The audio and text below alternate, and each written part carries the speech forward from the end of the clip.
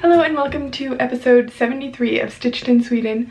I'm Maria and you can find me on Ravelry as M. Manska and on Instagram as Stitched in Sweden.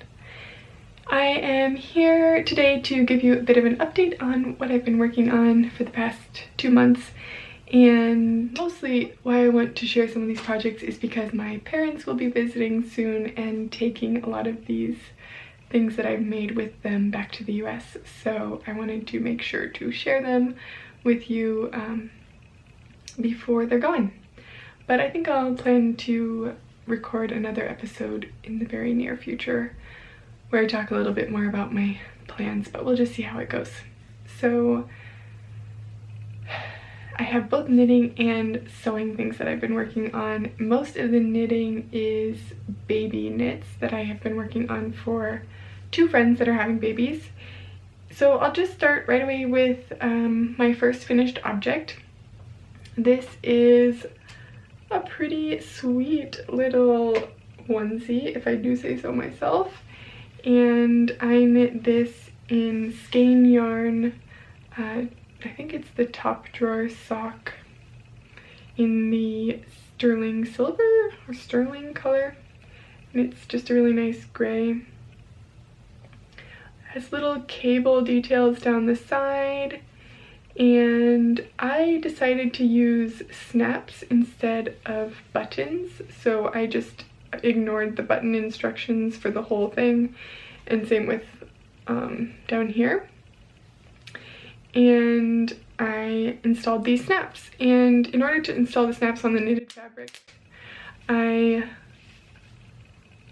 did a bias tape in fabric that I just stitched on using my sewing machine so that the snaps have some structure to be pulled up against.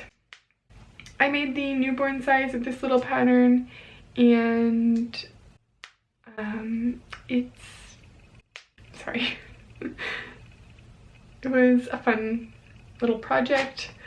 It is knit from the top down, if I remember correctly, and yeah, it was just a really enjoyable little make, and I think it's just really sweet.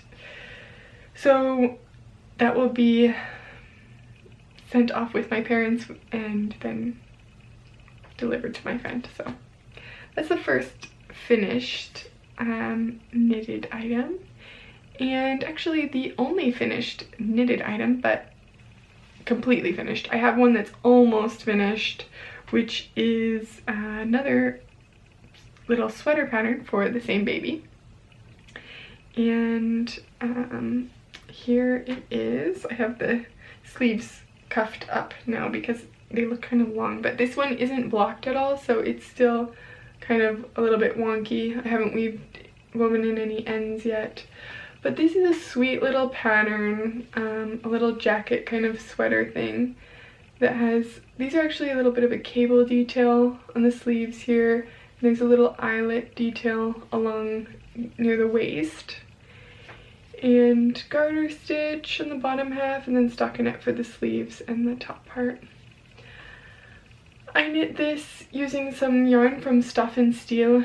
It's, I think, just called Merino Baby or Baby Merino or something like that, and I picked that up in Sweden, in Stockholm. There's a shop called Stuff and Steel, and they have an online shop too. That's where I order a lot of fabric from, and I go there sometimes too and buy fabric, and not very often yarn. This was actually the first time that I've tried their yarn, and it's really soft, nice to work with. It has kind of a nice heathered look to it, and this is, I don't know if I said, but this is one of their patterns from their website, and it's a free pattern.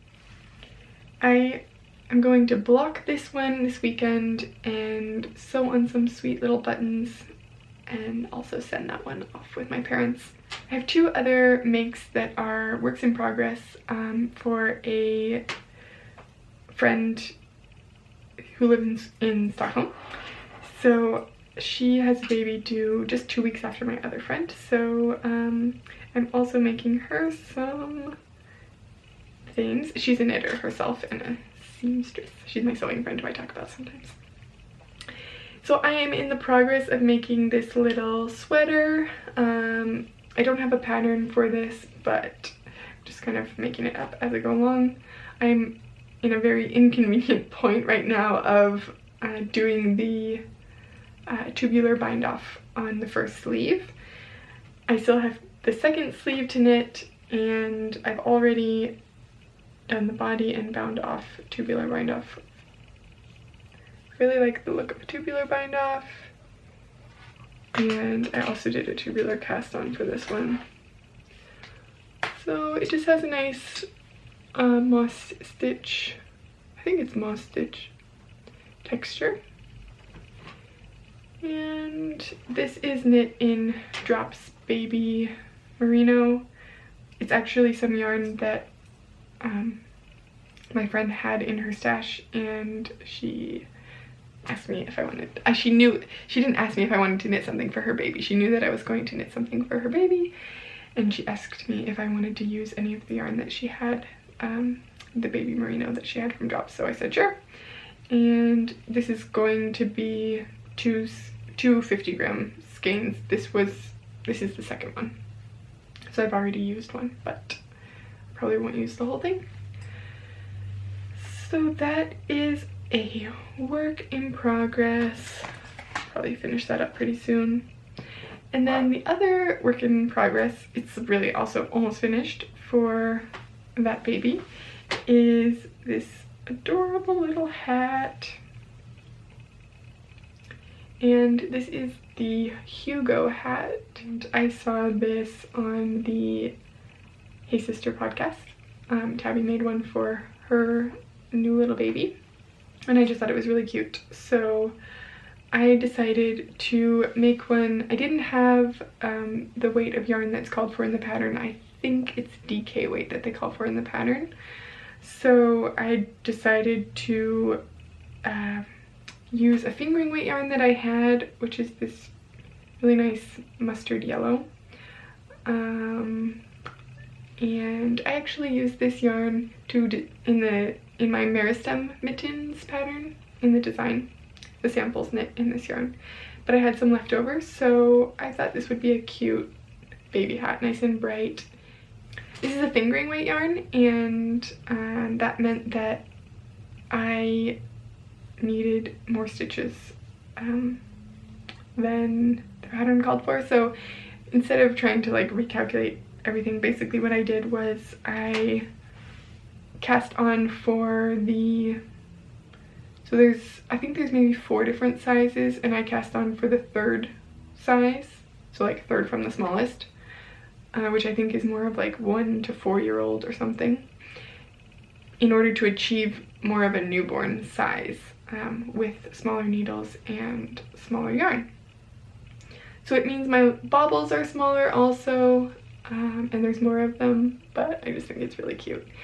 And so what it's missing still is a button for the chin strap, and a pom-pom for the point. And I need to sew in the ends, and actually just this one end, but I kept it because it's coming out of this point, and I'm going to make the pom-pom and then secure it with this end that I have here. And that one will be done and really cute. So that will be for the same baby who's getting the little gray sweater. Then for other works in progress, I have a big project coming up really soon that my parents are bringing the yarn for me for. So I'm not going to be casting on, I really want to cast on a sweater right now, but I think I'm gonna hold off because, yeah, like I said, I have a big project coming up and I need to focus on that, I think, especially because right now I've just been wanting to make all the things, and I think I've been overwhelming myself a little bit because, yeah, my parents are coming to visit next week. They'll be here for 10 days, which is super nice. They're going to stay with us here, but I'm probably not going to be making, I'm definitely not going to sew most likely not going to sew while they're here because that's kind of a individual activity, I guess. I might do some knitting with my mom, but at that point I will have the yarn for my project that she's bringing, so I think I should cast that on and work on that because Thomas and I are moving in June, the first week of June, and so my parents are visiting until basically May, and then I have a friend who's coming in the middle of May, which is super exciting. So I think I just am going to need to reserve some of my free time for packing and organizing and getting ready to move instead of knitting and sewing. So maybe not the best time to have a lot of projects on the go, but I always have a lot of projects on the go, so it probably won't stop me. Another project that I started recently, which is something I haven't done before, is rug making. And this came about because I was starting to clear out my closet a bit and just really be pretty harsh with things that I'm not wearing anymore and things that I don't enjoy wearing. So I got rid of,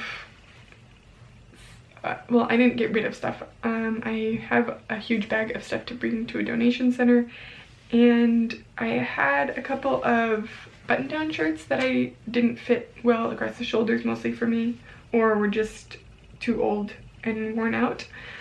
So I started making a rug. And this is what I have so far. This is called like Amish, I think it's called Amish Loop Rug or something like that, or Amish toothbrush rug even, because you can make it using an old kind of toothbrush that had a loop in the handle if you take off the bristle part and make that into a point. Anyway, I made a little needle thing, which I can't find right now, which is part of a problem. But I made a little needle out of a paper clip, and so I made this rug using strips of ripped woven shirts and a paper clip, which sounds crazy, but yeah, it's really fun. My mom made a rug like this. I don't know if she made it before I was born or like when I was really small. I don't remember her making it, but we still have that rug at their house, and she made it using sheets. It does use a lot of fabric, so each one of these colors is a shirt. So this blue section here is a me size shirt. This pink was a little bit of leftover rifle paper fabric, but this light blue from the middle and here, that's another shirt that I wore till it basically was see-through. So I am planning on using this rug in our new apartment in the bathroom. And I just need to do a couple more rows on that. It went pretty quickly. I think I maybe finished that in 2 movies or 3 movies, but I haven't worked on it now for a couple of weeks, but a couple of weeks ago I worked on it one weekend, and that's how far I got. I also have some sewing projects that I've been doing lately, and the first one is my Luzerne coat from Deer and Doe, and I am so happy that this coat is finished. I love it, and I've been wearing it to work, and I think it looks really nice. I made it in perfect timing because just this week it's gotten a little bit warm here, so that I've been able to wear this lighter spring jacket and not feel too cold. Even though it's a little bit cold in the morning, it's nice by the afternoon. And I still wear it with my wool mittens and a scarf. But you may have seen on my Instagram stories that I was fitting the muslin for this jacket. And I'm really happy that I went with the larger size, even though my body measurements fit pretty perfectly for one of the smaller sizes. When I made the muslin, it was quite fitted, and I think it would have been too fitted to have any sweater under it or anything. So there's the back. It has a nice pleat in the back, So I can't show you that so well. Oops, there. My keys are in the pockets right now, my bus pass. But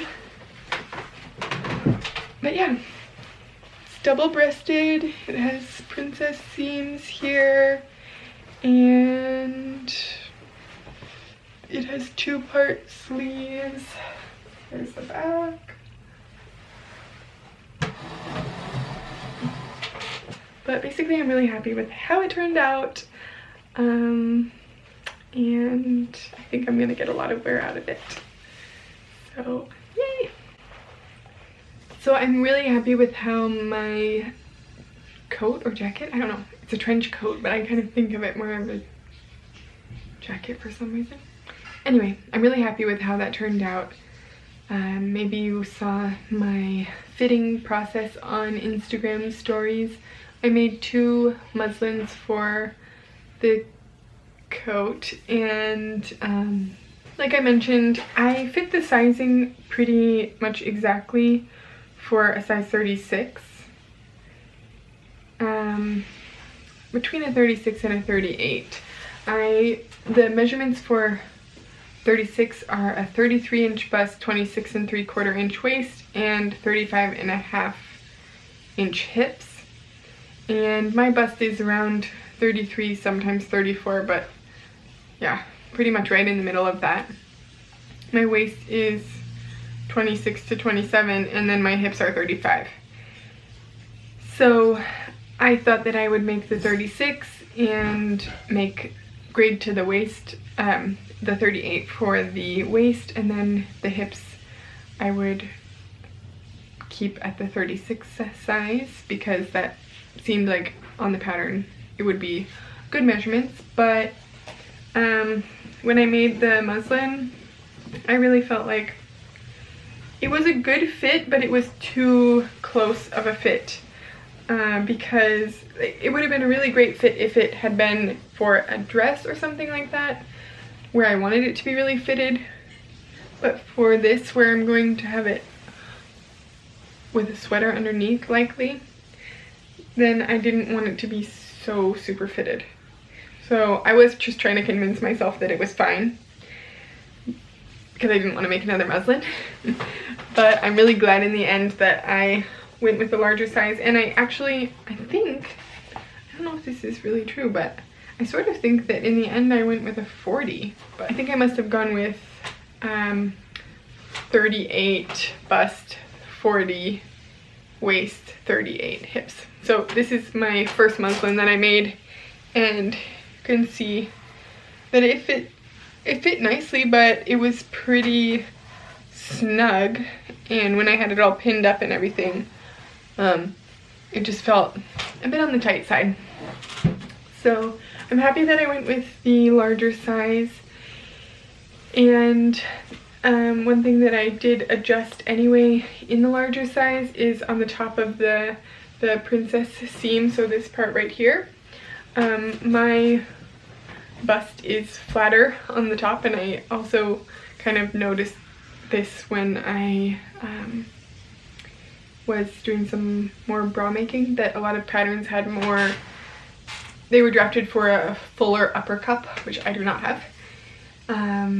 And so I took out some of the fabric that was off of the seam, just like I think I ended up taking maybe a centimeter or half a centimeter from each part of the bust dart on the princess seam, so then I just folded it over on the muslin and kind of noticed how much that was and shaved it off from the princess seam, so that even the larger size still had a nice fit, so that it didn't feel like too baggy. Because one of the things I was noticing that I didn't like about the larger size muslin when I was trying it on was that it was kind of floppy in the boobs.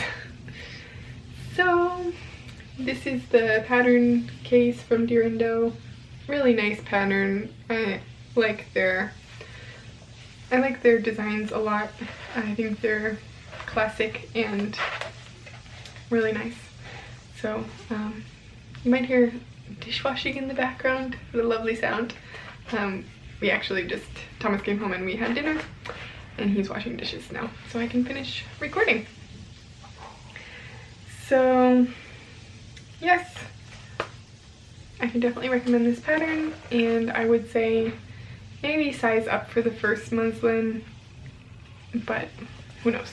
If you really like a tight fit, then maybe you could go with the size that they recommend, but I also generally like a pretty fitted fit, and this one was really too tight. So I have a couple of other things that I've been sewing, and one of them you've seen already on Instagram. I sewed a baby quilt for the baby in Oregon, and here it is. I'll stand up. Get a nice view of this. Oops, my plant. Here it is, and this is the back. I used, for the back, I used a Atelier Burnett fabric, cotton, I think it's a cotton lawn that I had, that I was thinking about making a top for myself out of, but in the end it was such a perfect fabric for a little girl. Just a really nice light pink, and it has some other colored kind of abstract speckles in there, and I think it just kind of tied all the colors from the front of the quilt together, and so I decided to go with that for the backing, and I had a perfect amount, 1 meter for the back. And this pattern is the mini, it's called the mini ziggurat, and I used from Nightingale Quilts, and I used really similar colors from the original pattern, but this original quilt was only supposed to be, I think, 18 inches, yeah, finished size 18 by 18 inches, so that's quite small.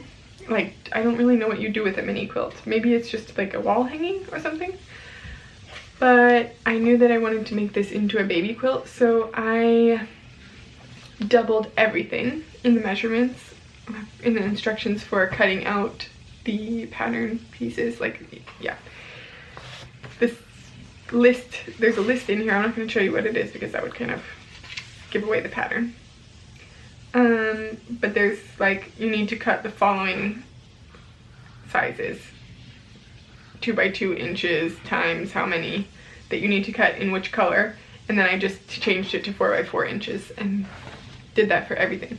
So what I didn't think about when I was doing that is that if you double everything, you also are of course doubling the seam allowance. So usually with quilts, I think a 1/4 inch seam allowance is pretty standard in the quilts that I've done before anyway. I've always used a 1/4 inch seam allowance, but doubling everything meant that then I had a 1/2 inch seam allowance, which was a little bit strange. It worked out fine, but I thought, oh, well, even if it's 1/2 inch, I should still be able to sew it with a 1/4 inch and that would be fine. But it doesn't work out when you're doing things like this flying geese piece, rectangle. It just, yeah, I don't really want to go into like full detail of it, trying to explain it, because this isn't like a tutorial about how to do this quilt, but it just didn't work. So I needed to sew everything with a 1/2 inch seam allowance, which was also fine, but it just felt like I could have thought about that when I was deciding to double everything and maybe have been a little bit smarter about that. But in the end, it worked out really well. Super happy with this quilt. I used a bamboo and cotton batting or wadding for the inside of the quilt, and I think it has a nice drape and a little bit of structure to it. It's a little bit wrinkly right now because it's been sitting on my chair for a little bit, but yeah. I also used some cotton and steel, I don't remember what it was called, something like sprinkles or something, for the bias tape.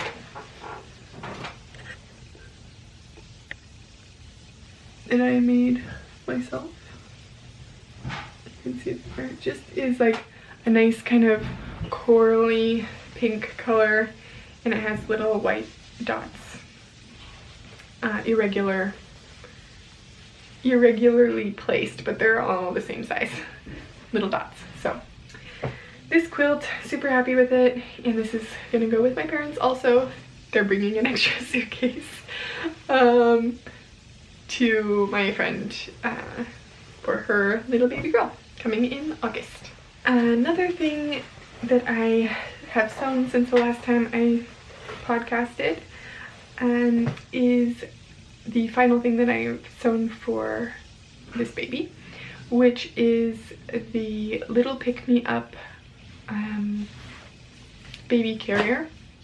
I think it's just called the Little Pick Me Up. That's the name of the pattern from Sew Toots Patterns, and it is a baby carrier. So here it is. It's a little bit cumbersome or awkward to show, but this is it. And I have been very inspired by all of the things that Tabby and Rachel from Hey Sister podcast have been making for their new little babies, which was just perfect timing for my two friends who are having babies. So Tabby had made this carrier also for her little boy, and I saw it on her Instagram and thought it was really cool, so I asked my friend if she wanted me to make her one. She said yes, so she picked out, well, I picked out the fabric, but I knew that she would love it, and I asked her if she wanted this fabric or if she wanted something different. And this is also a fabric from Stuff and Steel, and it has little bunny, and they're dangling from little clouds that have little crowns, and yeah, they're cute.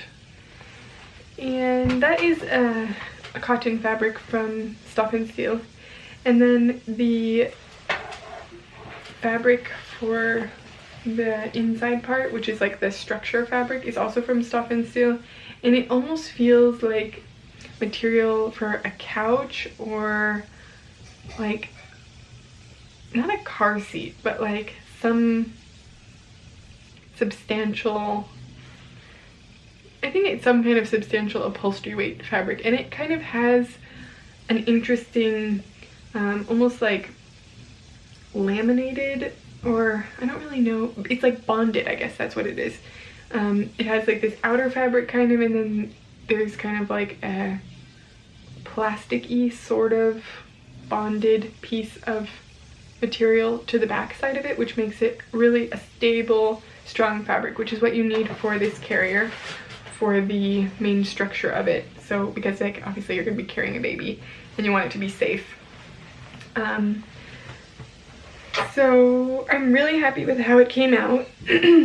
Obviously this is like, so you wear it on the front, and then these, you can wear it, I think you can wear it on the back, but I don't know if for this size you can.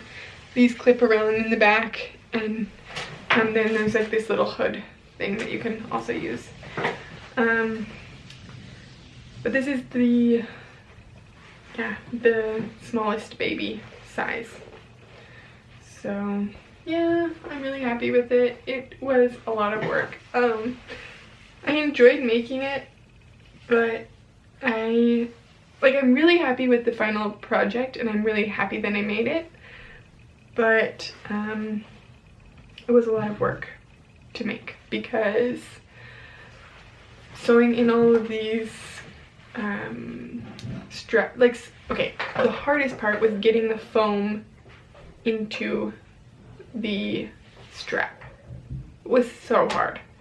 My hands were so tired just for trying to squeeze this foam into this tiny sleeve strap thing, and it was just exhausting. So afterwards my hands were so tired, they were kind of like shaking because I had been like pulling and squeezing, and yeah, then I had a hard time sewing with like steady hands after that. So it took a little while, but I think it turned out really nice, and I used like the I used black fabric on the top and then white fabric on, or not fabric, thread, so that it's looks all nice on the inside. In the pattern instructions, she uses contrasting thread specifically to make a point, like showing it so that you can see where she stitches in the instructions, but she suggests to use matching thread, obviously.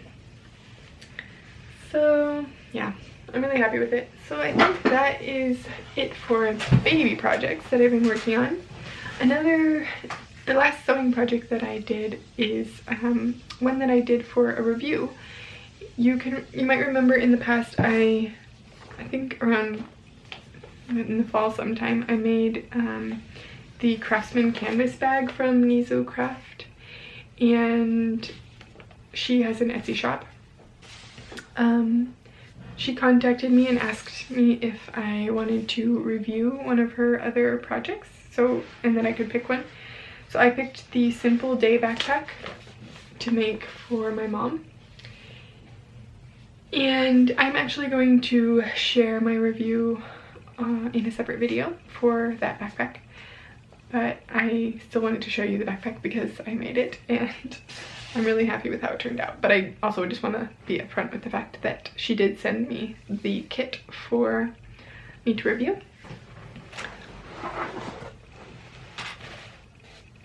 So here is the final backpack, finished project, and I've been working on this. I started working on this this week. It's Friday now, and it didn't take that long to make, but compared to the Craftsman canvas bag that I made before, the green one, this one was definitely a simpler project. It came together quicker with easier steps. Like, the steps weren't complicated in themselves, but it still, you know, is a lot of pieces and takes a while to sew. But I'm really happy with how it turned out. And this is the bag. It's black canvas. One thing I really like about her kits is that they have these nice leather findings, and this one has a magnetic closure here. I actually swapped out some of the fabric in the kit just from a personal preference, and so you might recognize this fabric is the lining fabric that I used for the ties that I made for our wedding. So I used that for the upper flap part here. It came with a brown and white polka dotted canvas fabric for that part, but I decided to use this cotton lawn from Liberty, and I I interfaced it just so that, since it's kind of a lighter color, I didn't want it to add the black to show through too much. So, and then there's a zipper on the top here, and I also substituted the lining fabric for some fabric that I bought at a local fabric store here. And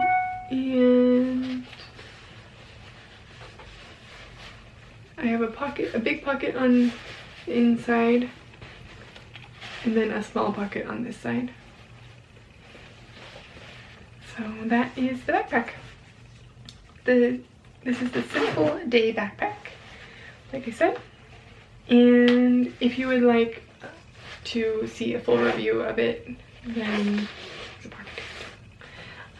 you can check out a video that's reviewing the bag on my channel. That is it for what I have been working on. Thomas and I got to take a trip to Amsterdam in March to visit one of my friends from school and her partner there, and we were staying in Utrecht. I don't know how to say it very well, but they live there, but we went to Amsterdam for one day. I of course had to stop by Stephen and Penelope to check it out, and it's a very, very colorful shop with lots of beautiful yarn, lots of fingering weight, hand-dyed yarn, speckles, neons, everything you can imagine. They also have a beautiful collection of Brooklyn tweed yarn, and they have a lot of nice printed Brooklyn tweed patterns, which was nice to see. They also have some Derirum Natura, which I've used before and really liked. But yeah, really nice shop, but it was quite overwhelming, and because I didn't want to spend a lot of time in there because we were doing other things, and I just wanted to drop in and see what it was like. And I wasn't really in the market for a lot of single skeins of crazy yarn because I'm trying to knit with the yarn that I have and really think about how it incorporates into my wardrobe and what I like to wear, which I also need to still want to talk to you about. So I went with probably the most neutral yarn in the whole shop, which is this beautiful light gray, and this is from Woolfolk yarn, and I have never seen this yarn before in person, and I think it's really lovely. It's 50 gram skeins, and there's 100 meters or 109 yards per skein, and it is 45% organic Pima cotton and 55% Ovis 21 Ultimate Merino. And it's kind of an interesting construction of yarn. It's almost like a net, which is the cotton part. And then I think the merino is kind of like fluffed into this net. You can see a little bit of what it looks like there. I'm not exactly sure what I'm going to make with these yet. I thought I better buy two so that I can have, a couple more options for what I can make. But I'm thinking possibly the skiff hat or some other kind of cable-y hat would be a nice pattern. But let me know if you have any suggestions for 2 skeins of this Woolfolk Luft. So then lastly, in preparation a little bit for moving, but also just because I've been needing to do it, I have been working on organizing my sewing patterns, and like I showed you with these Nizo Craft ones, I have them in these brown envelopes, and I've taped the picture of the pattern onto the front. When I have a picture, I don't always have a picture of it printed out. Like here, I just have True Bias Hudson pants written there. And so then I can store the patterns in there and keep them nice. I have a ton of patterns, I'm realizing.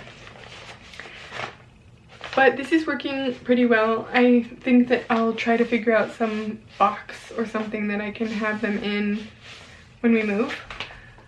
I mean, obviously they'll be in a moving box, but I want some kind of filing system or box, like a wire basket maybe, that I can have them in so that I can kind of flip through them, and maybe I'll keep the ones that I'm using most often out in a wire basket, and then I'll store some away more in a box. Before I was using these plastic sleeves, like this is how I was storing them before. I've talked a little bit about this in the past, which was working pretty well, but first of all, my binders that were holding my plastic sleeves are just exploding, and so they're just kind of slippery in these plastic sleeves. And also these plastic sleeves are exactly A4 size, whereas these envelopes are C4, I guess, which means that they have a little bit of extra space. I mean, you can see that this is the A4 size paper, and then they have a little bit of extra space. So it's just nicer for fitting the pattern into the envelope. It's just a little less of a tight squeeze, so I think they look nice. I'm sure they won't last forever with these covers like this. They might get like ripped or something, but I've tried to tape them down and we'll see how it goes. But that's gonna be a new method for storage for me. I'm going through my patterns now. So that is what I've been thinking about and working on. Like I said, I have a big project coming up that I'm going to be knitting with some yarn that my parents bring, and we're going to be moving, so that will be fun and take a lot of time with packing and moving. So I'm trying to not overcommit myself to a lot of projects, but at the same time I always seem to need to make something right now. But one of the things I've been thinking about making is that I would like to try to build up a better business casual wardrobe. My new office in my new job, which is going great, is definitely business casual, but I sometimes feel a little bit too much on the casual side of business casual, if that makes any sense. We're allowed to wear jeans. I usually wear black pants that I'm wearing right now, like a black twill pants, I guess, that are kind of like black jeans, I guess. But I also usually wear tennis shoes because I've been having a lot of hip pain lately, which is now sort of going away. But I need comfortable shoes in order to not have that hip pain. So I feel like the combination of my slightly more casual wardrobe plus my very casual shoes makes me a little bit too much on the casual side of business casual, if that made sense. So I'm trying to think of some other pieces in my wardrobe that I could add that could kind of step it up a notch. So if you have any ideas for patterns, especially patterns that can use jersey fabric, because I think a lot of times jersey fabric can turn out to be like a t-shirt and then it's very casual, but any ways of using jersey fabric, like patterns that use that kind of fabric, stretch fabric, but are more business casual. That is what I'm looking for currently. I'm thinking about making some shift dresses, which I think could work really well, but yeah, all the projects and not so much time.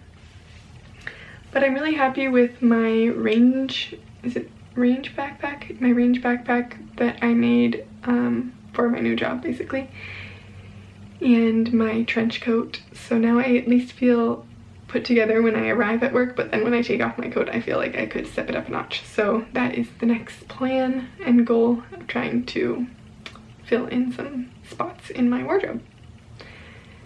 I just remembered another project that I made that I haven't shown you or talked about, but I'll show you at a different date. But I'll just mention that on our trip to Amsterdam, right before that, I had made the portside duffel bag from Grainline Studios. I made that for Thomas while he was away for a skiing weekend, and I made it while he was gone, and I had planned on keeping it secret from him and hiding it till his birthday in the end of May. But then I just thought how perfect it would be for our trip, which was just like a long weekend. So then I gave it to him early, and I think he really liked it, and it looks really nice. But then I was stuck with the very not stylish old duffel bag, so I'm planning on making a portside duffel for myself in the leftover fabric that I had from my range backpack that I made, that kind of gray fabric with the black canvas bottom is my plan. So I would love your suggestions if you have any pattern ideas, sewing patterns, or just ways, if you have any tips for kind of upping your wardrobe for work, I would appreciate that. And I think I'm going to go pull those little baby knits out of the sink. I put them in the sink to soak for a little while. And I'll block those and sew the buttons on, and they'll be all ready for next week when my parents take them back to the US. So I hope you are having a lovely start to spring or fall during this transition time. It's definitely getting a lot lighter here in the morning and in the evenings, which is super nice, and also will hopefully encourage me to start podcasting again, because I have the possibility to podcast after work with a little bit of more light. But yeah, that's it for now. Happy knitting, happy sewing, and I'll talk to you soon. Bye.